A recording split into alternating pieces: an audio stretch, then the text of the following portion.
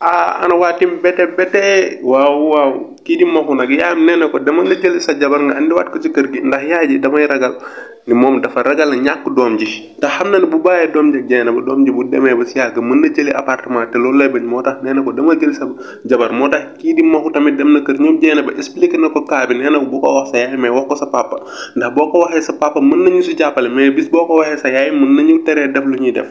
kii di maxu numéro 1 nag nee na kii di alkaali li nga def waroo ko def Amina waroo jël loo xam di ko may te tàgguwoo ci Marème Sall loolu du yoon mais nag kii di Amina dem na ci Marème Sall pour wax ko nee na ko sama papa nee na daf may sow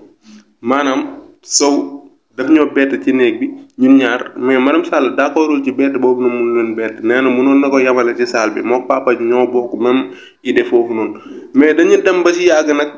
Amina di ko expliqué naan ko nee na ko no yónnee ay mbokk mu maye ko leen jabar mais kii di Marème Sall dafa see kontaan oh my god affaire dafa jaaxal sax kii di Amina Marème Sall kontaan na si ba mu ngi daw nee na day dem ci jëkkëram alkaali pour wax ko ni lu mu def tey lay doog kontaan dipp bu ñuy sëy ba léegi tey lay doog am lu ko ne si ñoom ñaar te xoolal lu sa gën jaaxal ñoom ñaar ñëpp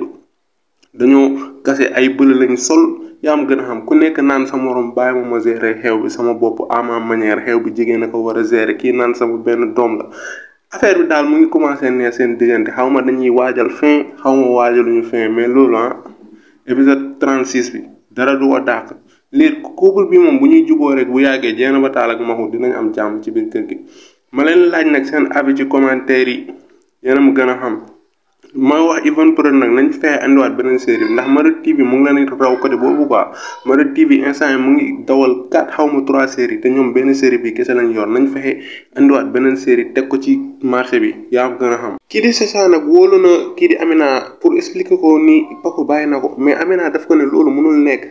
après nag Chacha insisté si mu ne ko non kii da nga ko war a bàyyi ndax kii bugg la.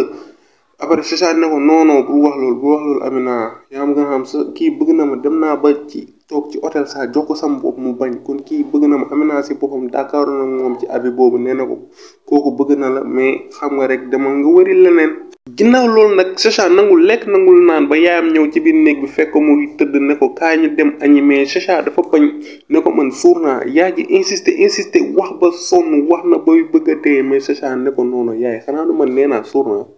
mais yaay suur naa oh my god yaay ji nag loolu métti na ko dem na ci néeg bi di waxtu ba jóge gi fekk ko fa ñu toog daaj waxtaan di waxtaan Aïssata nee na ko sa